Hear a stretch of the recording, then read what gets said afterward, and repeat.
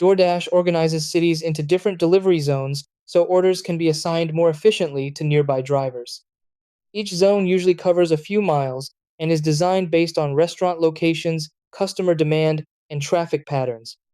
When you start dashing, the app typically places you in a specific zone, but you're not locked into that area for your entire shift.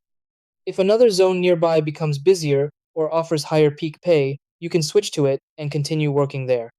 Many dashers change zones during their shift to follow higher demand and increase their chances of receiving more orders. The DoorDash app makes this process simple, as long as the new zone has active demand and you're close enough to switch. Step 1. Open the DoorDash Dasher app while you are on an active dash. Step 2.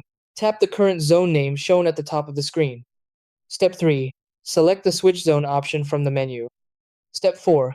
Choose a nearby zone that shows available demand in the list. Step 5. Confirm your selection to change your delivery area.